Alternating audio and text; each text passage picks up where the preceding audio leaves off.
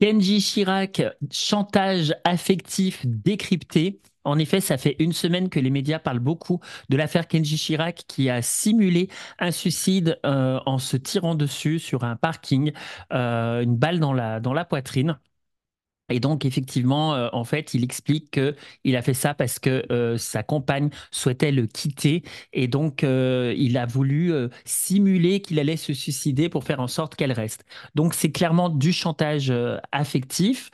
C'est une pratique, effectivement, qui est considérée comme étant une violence conjugale, hein, qui est absolument punie par la loi, hein, parce que c'est une violence psychologique, parce que du coup, la personne peut se sentir responsable de l'autre et avec le poids de la culpabilité que ça engendre. Alors, on voit cette affaire chez Kenji Chirac, mais en fait, ce sont des jeux psychologiques. Les jeux psychologiques se font à différents niveaux.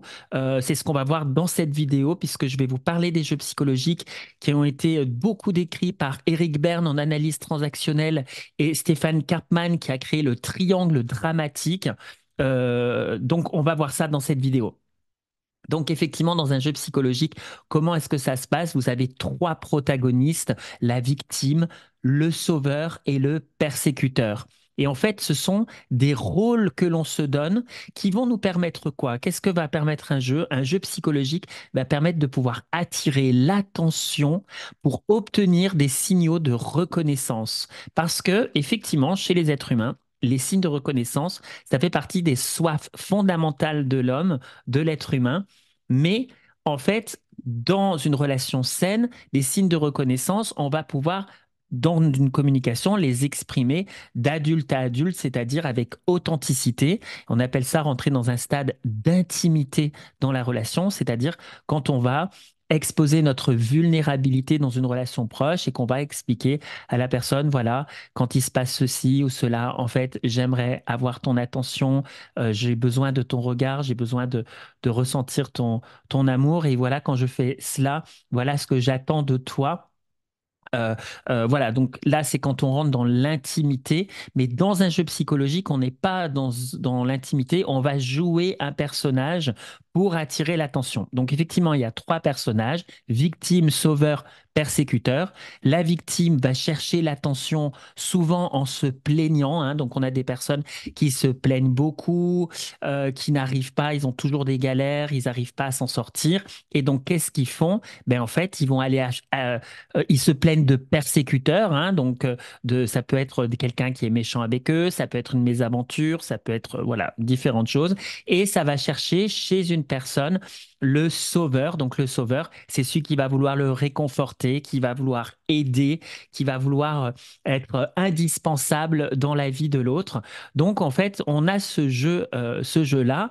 Donc le sauveur, on voit que son point faible, c'est ça, et le persécuteur, bah, lui, pour obtenir de l'attention, c'est le redresseur de tort. Il va chercher à nuire à une personne parce que en nuisant à l'autre et en imposant sa volonté sur l'autre, eh bien effectivement, il arrive à obtenir de l'attention.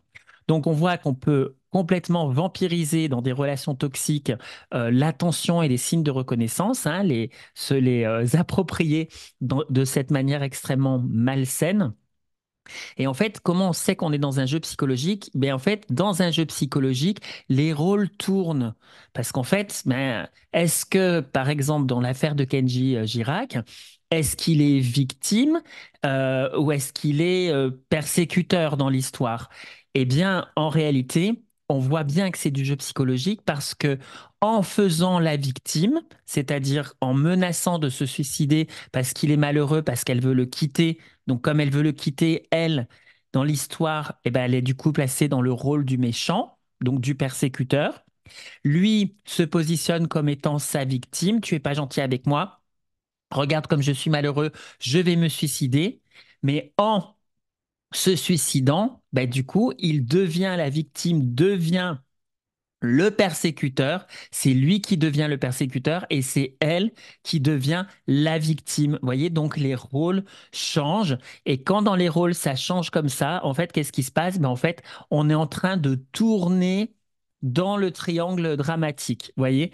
Donc, on voit vraiment qu'on est dans un jeu psychologique. Donc, il y avait Eric Berne qui avait créé une formule pour voir si on était vraiment dans un jeu.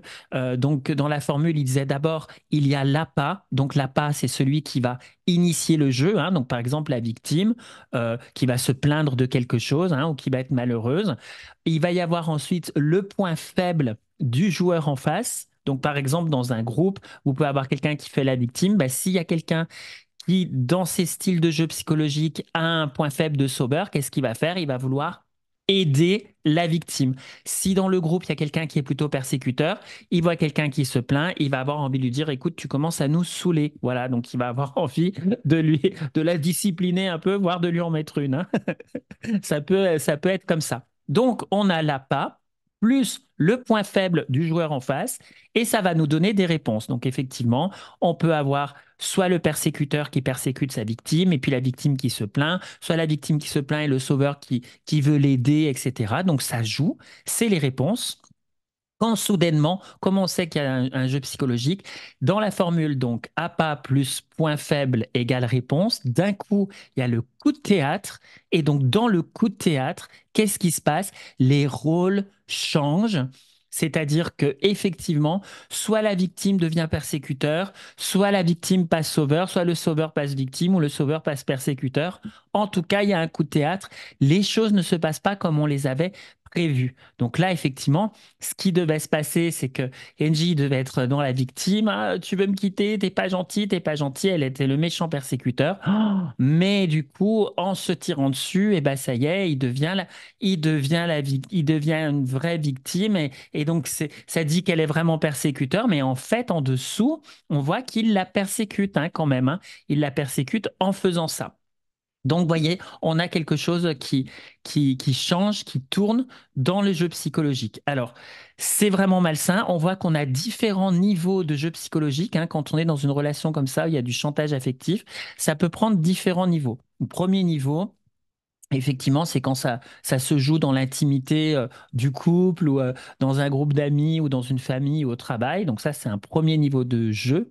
Le deuxième niveau de jeu, c'est quand il va y avoir effectivement d'autres personnes qui vont être mêlées à l'histoire, des autorités extérieures. Donc là, par exemple, ça pourrait être la personne qui va vouloir défendre, je sais pas, si par exemple sa femme voulait se retourner contre lui, l'attaquer en justice, etc. Il pourrait y avoir l'avocat, donc l'avocat aurait le rôle du sauveur. Et puis Kenji, du coup, il y en a qui vont dire, ah ben non, mais il était malheureux, le pauvre, avec le succès, etc. Il devait avoir des troubles, donc il devait avoir un mal-être, le pauvre, donc il va y avoir des gens qui vont passer sauveur, par exemple, avec lui. Donc là, il y a d'autres gens qui arrivent, notamment des autorités. Donc là, on sait qu'on a un autre niveau de jeu. Et le troisième niveau de jeu, c'est le pire, c'est la mort. Donc c'est soit un meurtre, soit un suicide.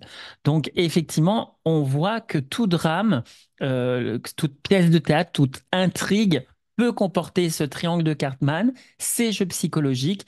Et bien, effectivement, il est très facile d'y tomber dedans parce que ça peut se passer un petit peu, alors, je dirais pas au quotidien, parce que les gens qui ont des relations saines, heureusement, ils vivent pas ça à leur quotidien. Mais en tout cas, de manière relativement très fréquente dans notre société, on vit ce genre de choses de manière très fréquente. Donc, comment on fait par rapport à ce type de jeu? En fait, l'idée est de ne pas jouer à ce type de jeu. Par exemple, la compagne de Genji Girac, hein, comme c'était l'exemple là d'aujourd'hui où j'illustre les jeux psychologiques, à partir du moment où elle se sent coupable, parce qu'il s'est tiré dessus, bah, ça y est, elle est rentrée dans le jeu psychologique. Donc, qu'est-ce qu'on fait dans un coaching ou dans une thérapie? Bien, pour cette personne, on va l'accompagner à déculpabiliser pour pouvoir, pour qu'elle arrive à pouvoir se dire, OK, si mon compagnon me fait du chantage au suicide et qu'il se suicide, c'est pas moi qui le tue, c'est pas moi qui ai pris le pistolet qui lui ai tiré dessus, ou s'il menace de se jeter par la fenêtre, c'est pas moi qui vais le forcer à se jeter par la fenêtre, ça sera de sa responsabilité, c'est son scénario de vie, c'est son histoire, mais ce n'est pas la mienne. Et en fait, qu'est-ce qui se passe? C'est qu'on va aller regarder dans l'histoire de la personne, qu'est-ce qu'il fait? qu'elle se sent autant responsable de la vie de l'autre par cette culpabilité, etc. Et qu'est-ce qui fait qu'elle choisit de se mettre dans des relations comme ça à la base où la personne déjà certainement à la base devait jouer des jeux de victime, hein, parce que quand on en arrive à ce niveau-là, à mon avis, c'était pas la première fois. C'était simplement une intensité. On est monté dans l'intensité, mais en réalité, le jeu devait déjà se jouer. Et donc, quand ça nous arrive, ce genre de situation, qu'on vit du chantage affectif, il faut vraiment aller se poser la question de se dire qu'est-ce qui fait que je choisis de me mettre dans ce type de relation. Et il est tout à fait possible que peut-être qu'on ait d'aller regarder quel est notre point faible. Est-ce que notre point faible, c'est pas peut-être de se mettre dans des relations comme ça avec des gens qui sont beaucoup dans la victime parce qu'on a un très gros côté sauveur. Et c'est d'aller regarder dans notre histoire ce sauveur, comment est-ce qu'il s'est construit. Est-ce que du coup, j'ai pas voulu être sauveur enfant de ma mère parce que mon père était méchant avec elle, ou de mon père parce qu'il avait des problèmes d'alcool et du coup, j'aurais aimé lui montrer mon soutien, mon amour pour qu'il s'en sorte. En tout cas, il y a du schéma. Et il y a du schéma qui fait qu'on va reproduire ces scénarios-là dans nos vies à travers les personnes qu'on va choisir pour vivre nos scénarios de vie, hein, dans la vie de chacun. Chacun vit ces scénarios-là. Alors, je voudrais quand même faire un petit bémol. Quand il y a une personne qui, par exemple, devant vous, n'a pas joué un jeu psychologique de victime, mais qui est réellement victime, hein, ça peut arriver, hein, quelqu'un qui se fait agresser dans la rue, qui a besoin d'aide, je sais pas, quelqu'un qui se noie, etc. Là, quand on va aider la personne, on n'est pas dans un jeu psychologique, hein. Les vrais drames, ça arrive.